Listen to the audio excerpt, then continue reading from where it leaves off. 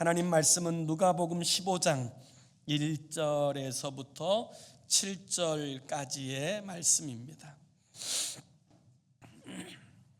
누가복음 15장 1절에서 7절까지.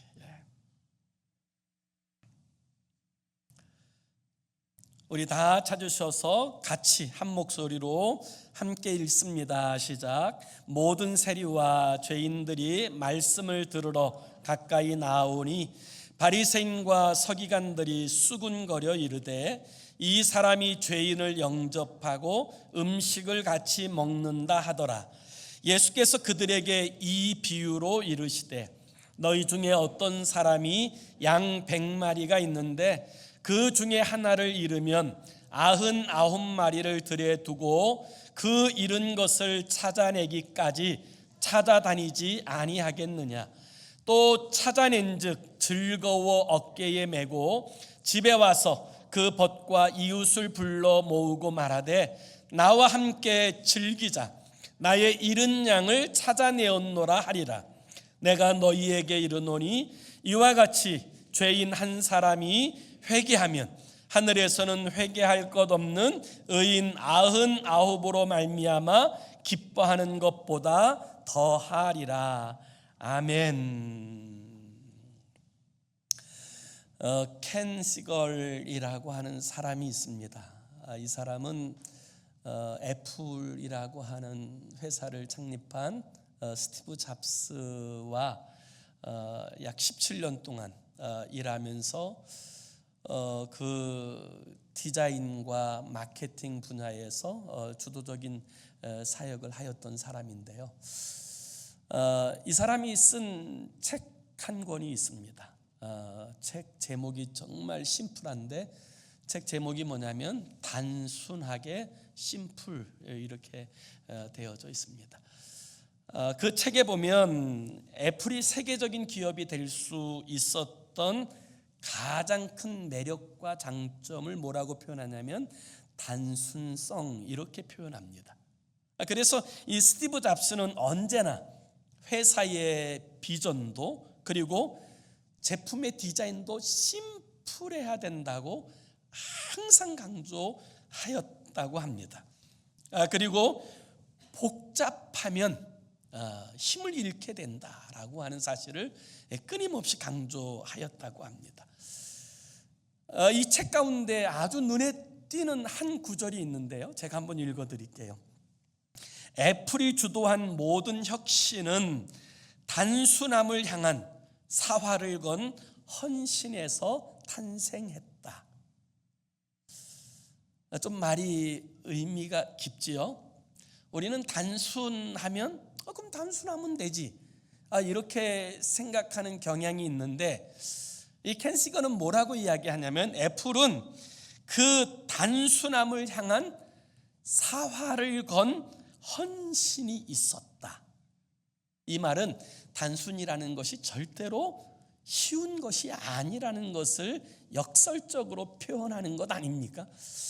우리는 단순이라고 쉽게 생각할 수 있지만 사실은 이 단순하게 살아간다, 단순하다라고 하는 이 말을 온전히 실천하고 이루어내는 일은 사활을 건 헌신이 있어야 가능하다라는 표현으로 이야기하고 있는 것입니다.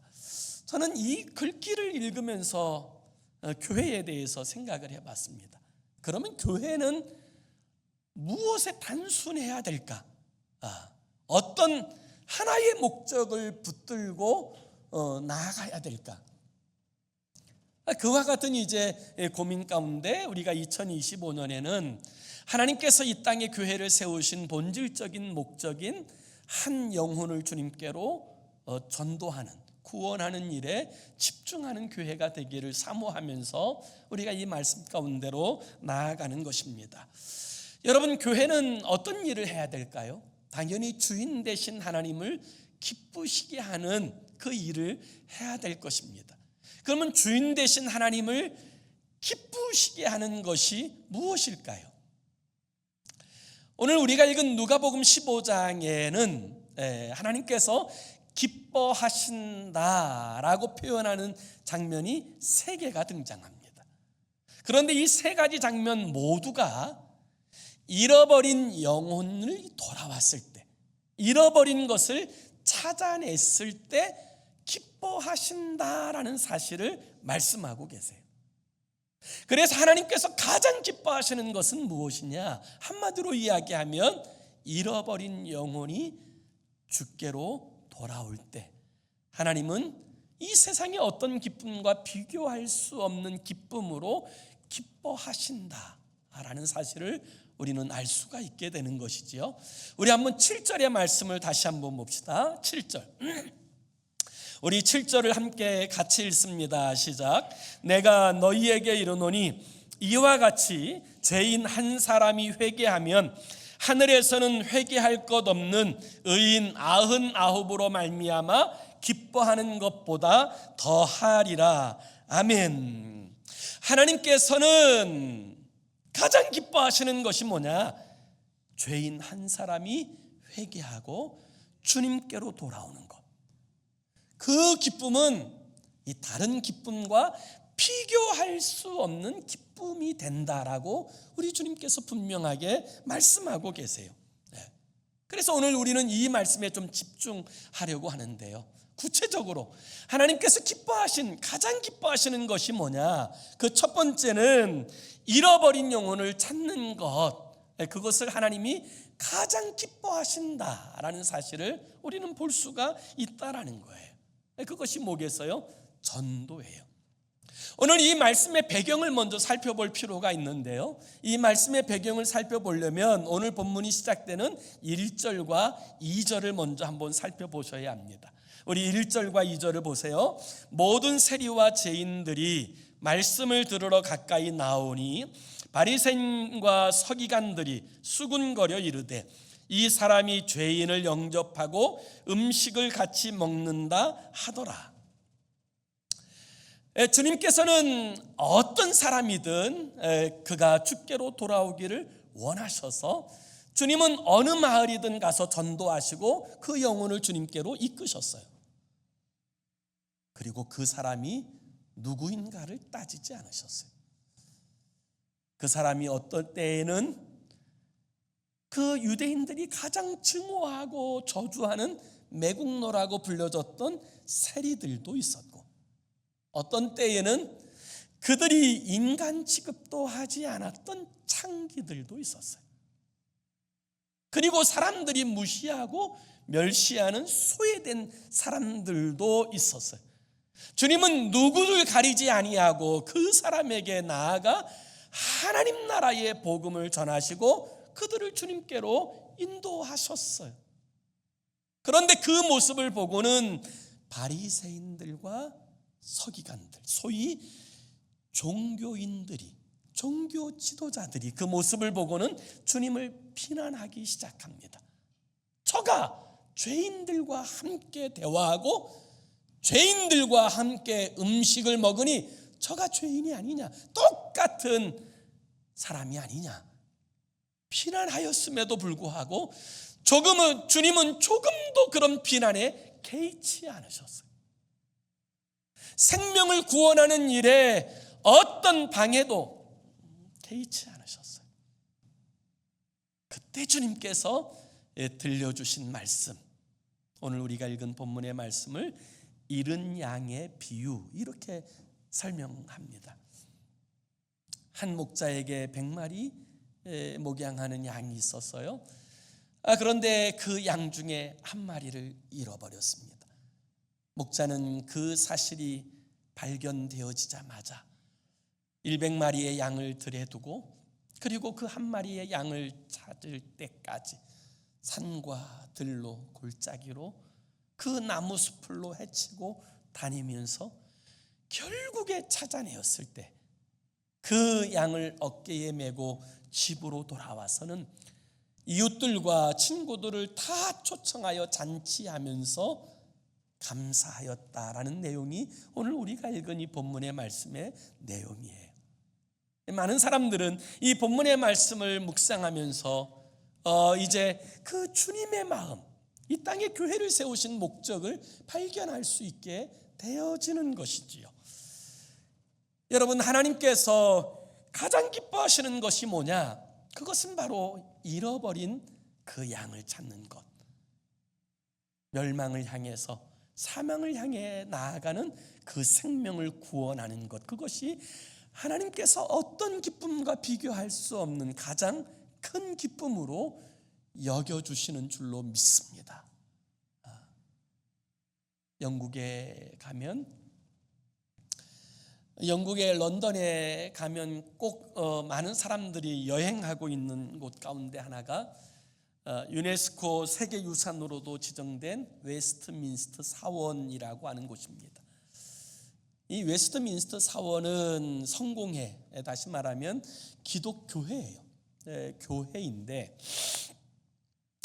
이 웨스트민스터 사원이 많은 영국에 방문한 사람들의 이제 가보는 곳이 되어진 이유는 그곳이 유네스코에도 지정되어 있는 그런 곳이기도 하지만 영국의 그 왕의 대관식이 항상 열리는 곳, 또 동시에 정말 위대한 영웅이라고 불려지는 수많은 사람들의 유해가 묻혀져 있는 곳, 이곳이 바로 그곳이기 때문에 그래요.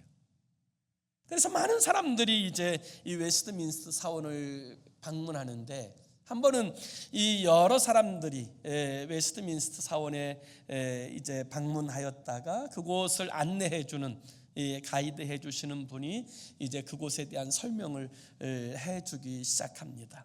이곳에 어떤 사람이 묻혔고 그들이 어떤 일들을 행했고 이 땅이 어떤 이제 유적지가 되었는지 굉장히 디테일하게 열심히 설명하게 되었을 때, 미국에서 온 한 여자 성도님이 그 가이드에게 이렇게 질문하였다고 합니다. 이렇게 자세히 잘 설명해 주어서 정말 감사드립니다. 그런데 최근에 이 교회를 통하여서 구원받은 사람은 몇 명이나 되는지요? 라고 물었습니다. 그 순간 그 가이드는 너무나 당황해서 한마디도 하지 못하게 되었다고 하는 그런 이야기가 전해옵니다. 교회의 가치는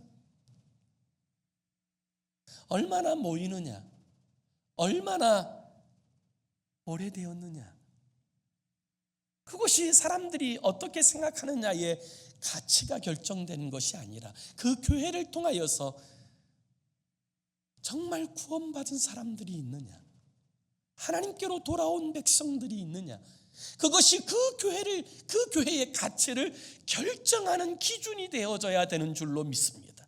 그것이 교회가 이 땅에 존재하는 목적이기 때문에 그렇습니다. 예수님께서는 한 생명을 선하보다 귀하게 여기셨습니다. 그래서 주님은 그 찾을 생명들이 있는 곳곳마다 다니셨어요. 우리가 다른 마을로 가자, 우리가 그곳에서 전도하러 이 땅에 왔다, 그렇게 주님께서는 말씀하셨어요. 한 번은 거라사라고 하는 지역에 방문하게 되었을 때 그 지역에는 군대 귀신 들린 한 사람이 있었습니다. 쇠줄에 매여서 그 고통 가운데 부르짖는 그를 긍휼히 여겨주신 주님께서 그 군대 귀신을 쫓아내시려 하자 그 귀신들이 주님 앞에 사정을 합니다. 우리를 쫓아내시려거든 저 돼지에게 들어가라고 하십시오. 그때 주님께서는 그 군대 귀신을 돼지에게 들어가라고 명하자 그 귀신들이 그 돼지에게 들어가 2,000마리가 넘는 돼지들이 비탈길을 내달아서 다 몰사해 죽는 일이 벌어집니다. 그 이야기를 듣고는 그 거라사의 많은 사람들이 나와서 우리가 주님을 감당할 수 없으니 제발 이 땅을 떠나달라고 요청하였어요. 여러분, 우리의 생명은 2,000마리 돼지와 비교할 수 없어요. 주님은 천하보다도 더 귀하다라고 분명하게 말씀하고 계세요. 그것이 우리의 존재성이에요.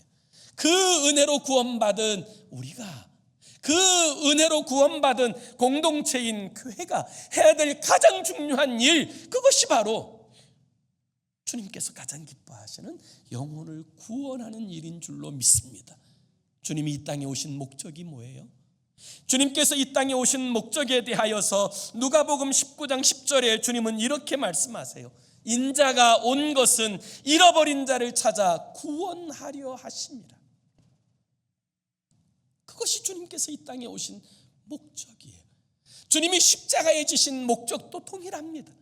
잃어버린 자를 찾아 구원하시기 위하여 주님이 십자가 지셨어요. 그리고 주님을 섬기는 교회가 이 땅에서 감당해야 될 사역이 바로 그 일이에요. 그래서 주님은 지상 최대의 명령도 땅끝까지 가서 영혼을 구원하라는 것이었고, 하나님의 성령을 주신 것도 구원케 위하여 주셨다라고 말씀하셨어요. 그래서 우리는 여러분, 하나님께서 영혼 구원을 위하여 교회를 세우시고 우리를 부르셨다라는 사실을 잊지 않고 그 사명을 이루어내야 되는 줄로 믿습니다. 하나님을 가장 기쁘시게 하는 것이 무엇이냐? 오늘 두 번째는 여러분, 잃어버린 영혼을 위한 사랑의 수고를 하나님은 가장 기뻐하세요. 사랑의 수고를 가장 기뻐하세요. 우리 한번 4절의 말씀도 같이 함께 읽습니다. 시작. 너희 중에 어떤 사람이 양 100마리가 있는데 그 중에 하나를 잃으면 99마리를 들에 두고 그 잃은 것을 찾아내기까지 찾아다니지 아니하겠느냐. 아멘. 여러분, 이 목자는요, 양에 관심이 있었던 목자예요. 양이 100마리가 있는데 한 마리가 없는데 이 목자는 정확하게 알아내었어요. 관심을 갖지 않으면 알 수 없어요. 그런데 이 목자는 그 한 마리 한 마리에 대해서 온전한 관심을 가지고 있었기 때문에 이 목자는 잃어버린 양이 누구인지를 정확하게 알았어요.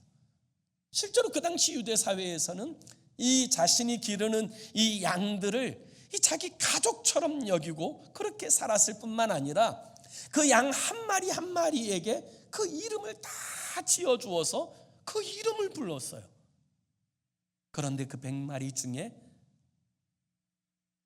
양순이가 없어졌는지 양돌이가 없어졌는지 모르지만 한 마리가 없어졌다라는 사실을 정확하게 발견해내고, 그때부터 이 목자는 나머지 양을 들에 두고 그리고 잃어버린 한 마리 양을 향해서 찾기 위해서 산과 산울가로 들판으로 골짜기로 헤매이며 다니기 시작합니다.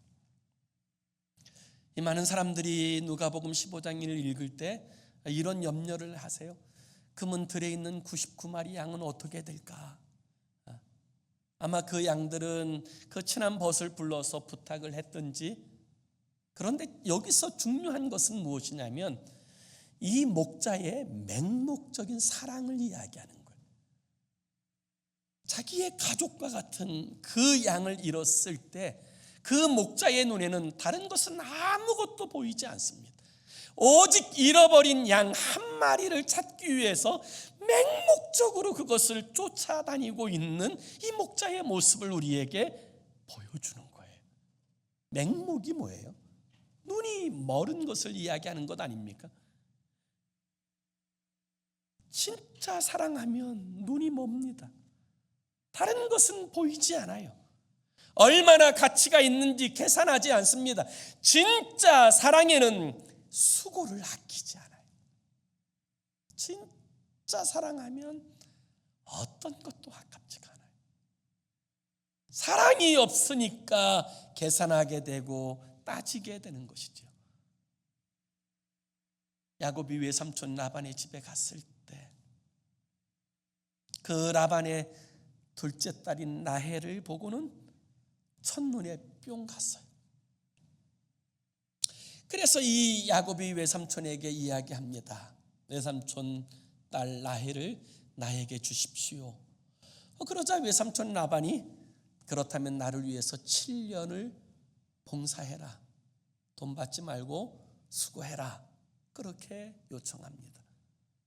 성경에 보면 야곱이 이 라헬을 사랑하기 때문에 7년을 수일처럼 여겼더라라고 이야기합니다. 여러분, 그렇다고 야곱이 7년이 진짜 아무 일 없이 평탄하게 갔다는 의미는 아니에요.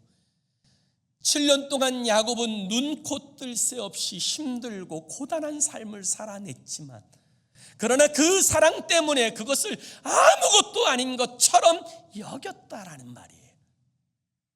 사랑은 그런 사랑의 수고가 뒤따르게 되어지는 거예요. 하나님은 그렇게 영혼 구원을 위한 사랑의 수고를 기뻐하세요. 기뻐하세요. 가장 기뻐하세요. 저는 우리 조국 대한민국이, 우리가 살고 있는 이 미국에 대해서 저는 평생 감사해야 된다고 믿는 사람이에요. 실제로 우리나라 6.25 전쟁, 한국 전쟁이 일어나게 되었을 때 미국에서는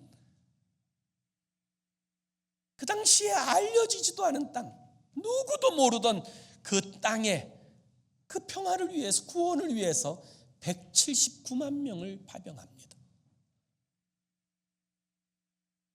그게 가능한 일입니까? 그리고 그곳에서 5만 4천 명 이상이 죽고요, 그리고 훨씬 많은 사람들이 부상을 입고요, 그리고 그 땅에서 실종되어진 사람들도 많이 있어요. 그런데 미국은 70년이 지난, 전쟁 70년이 지난 지금도 그 땅에서 실종되어진 유해를 찾기 위해서 온갖 노력과 수고를 마다하지 않습니다. 심지어 북한에 그 사람들을 파견해서는 그 실종되어진 미군의 유해 뼈 조각 하나라도 찾으면 그것이 다시 돌아올 수 있도록 애걸복걸하면서, 심지어는 그 땅에 그 하나의 유해를 발견할 때마다 200만 불씩 지원해요. 우리나라 돈으로 24억 원씩 지원을 해요. 그렇게 지원하면서라도 하나라도 더 찾아내고 반드시 그 유해를 미국으로 가지고 오려고 애를 쓰는 모습을 봅니다. 실제로 하와이에는 미군 실종자를 확인하는 정부기관이 있는데요, 거기 현판에는 이렇게 쓰여져 있어요. 우리는 당신을 영원히 잊지 않을 것입니다. 끝까지 당신을 찾겠습니다. 저는 이런 면에서 미국은 정말 대단하다고 생각해요.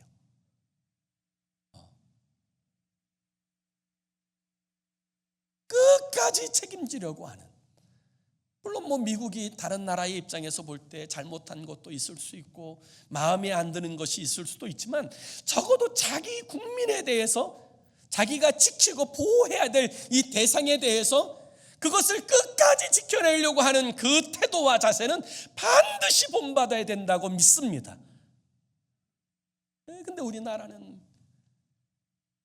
그 실종되었던 사람이 귀순용사로 다시 돌아왔는데 시큰둥한 모습을 보면서 저거는 아니다, 이런 생각이 들더라.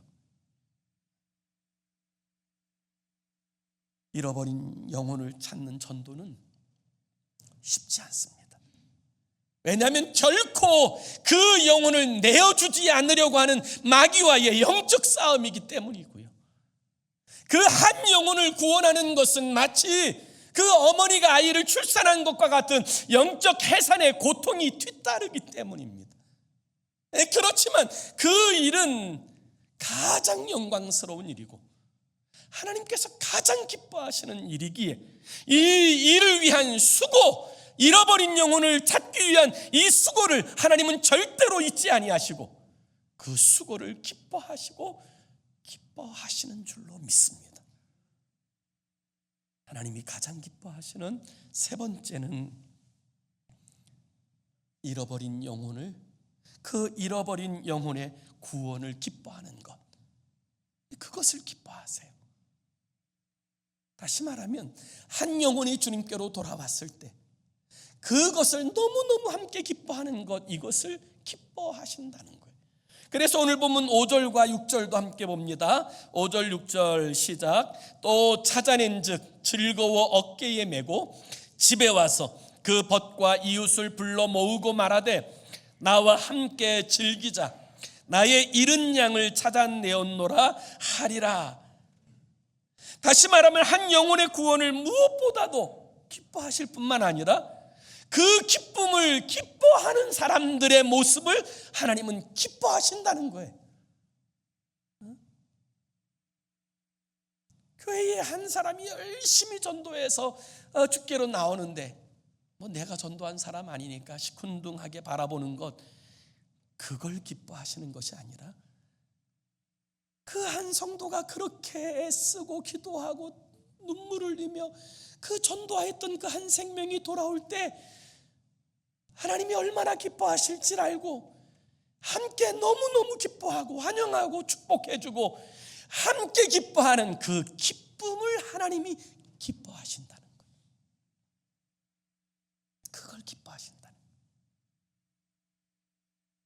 지지난주죠. 2024년 12월 29일에 안산에서, 경기도 안산에서 오래 목회하시던 안산제일교회 고훈 목사님께서 하나님의 부르심을 받았어요. 제가 이 고훈 목사님의 그 예전에 오래전에 그 간증을 들었는데 아직도 기억에 남는 감동스러운 간증 하나가 있어요. 이 목사님이 예수 믿고 나서 이제 또 주님을 위해 선신하고자 하는 마음은 있는데 몸이 뒤따르지 않던 중에 어느 날 병원에 갔더니 결핵 3기라고 하는 그런 진단을 받았답니다. 그래서 더 이상 살 수 없고 치료도 무의미하고 이제 그러니까 죽을 것이라고는 사형 선고를 받았는데, 그 이야기를 듣고 그 병원의 침상에서 이제 누워 있는데 이런 생각이 들더라는 거예요.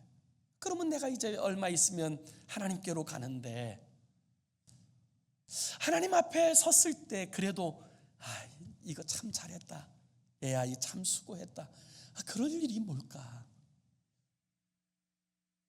아무리 생각해도 없더래요.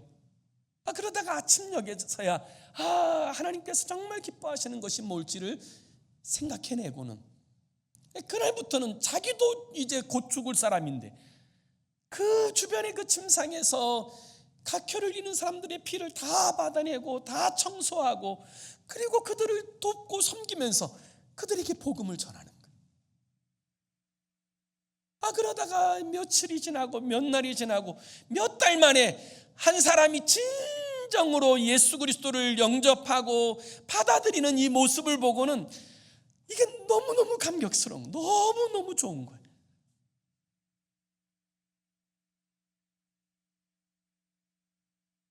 그래서 그날 밤에 침대에 누워서 시트를 머리까지 올린 다음에 이게 너무 좋아서 막 눈물이 나는데 갑자기 이런 음성이 들리는 것 같은 거예요. 얘야 좋니? 예, 좋습니다. 나도 너 좋다. 그리고 나서 이분이 깨끗함을 얻었어요. 그리고 나서 이제 목회자가 되고 이제 헌신된 사역자가 되었어요.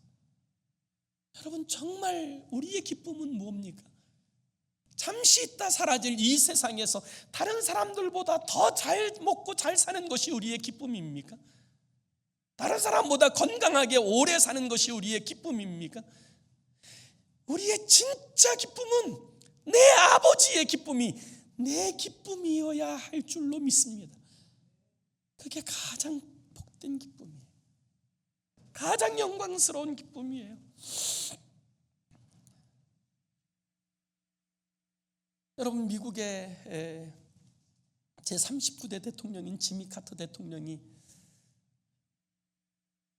우리 고훈 목사님 소천하시는 날 동일하게 그날 하나님의 부르심을 받았어요.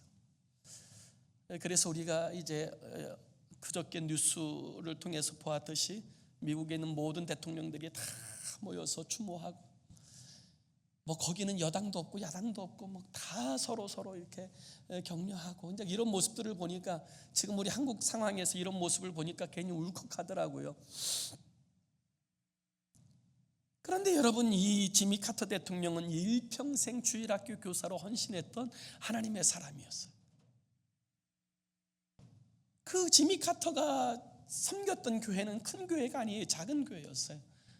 근데 그 교회가 매해마다 이 총동원 전도주의를 정해서 어쨌든지 간에 그 이웃들을 초청하고 전도하라고 격려하고, 그러자 이 지미 카터도 이제 그 명령에 순종하기 위해서 그러면 내가 누구를 전도하면 좋을까를 정해서 이렇게 마음을 결정했답니다. 적어도 1년에 14가정을 전도해야 되겠다.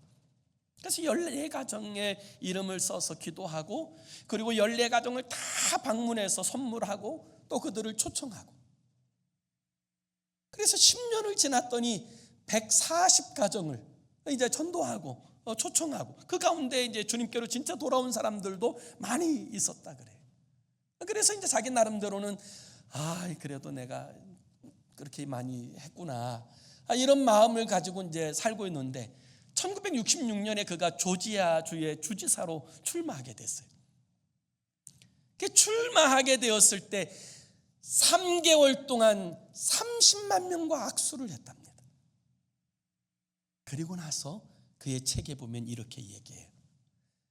나를 위해서는 3개월 동안 30만 명을 악수했는데 내가 주님을 위해서 10년 동안 140가정 전도한 것 때문에 막 내가 잘했다고 이런 마음을 가지고 살았다니 너무나 부끄럽다는 거예요.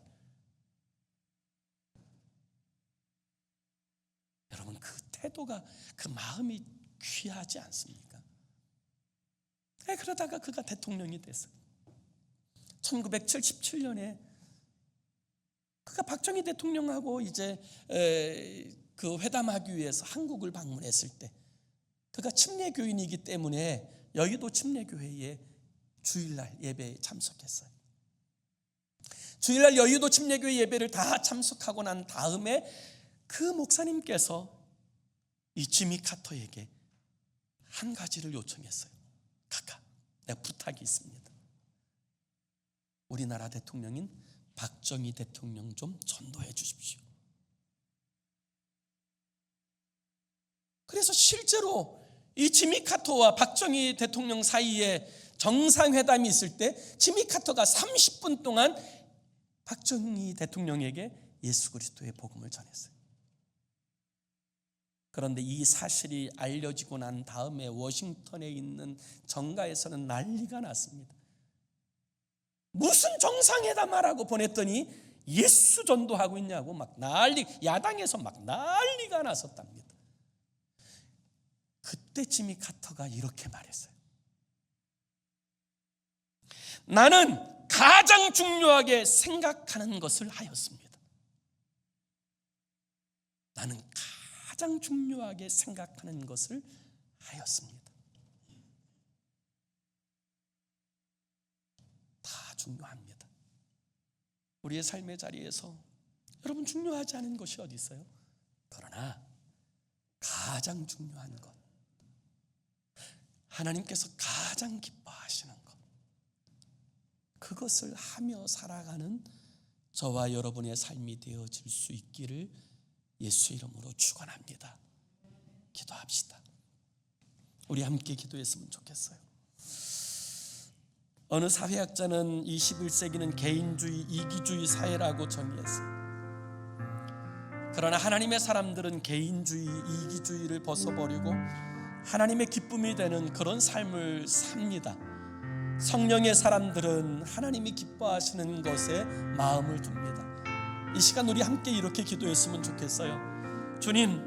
주님께서 사랑하시는 한 영혼을 주님께로 인도하는 주의 사람 되게 하시고, 무엇보다도 아버지의 심장, 아버지의 마음을 갖게 해주세요. 아버지의 마음을 갖게 해주세요. 그리고 아버지의 기쁨이 나의 기쁨이 되고 아버지께서 원하시는 것이 나의 소원이 되게 하여 주옵소서. 이렇게 함께 기도했으면 좋겠어요. 우리 함께 같이 기도하겠습니다. 살아계신 하나님 아버지, 우리가 세상적 기쁨은 잠시 있다가 사라지는 기쁨입니다. 아버지, 그 기쁨이 아버지 영원하지 않습니다. 그러나 아버지께서 기뻐하시는 일을 행하는 이 기쁨은 영원합니다.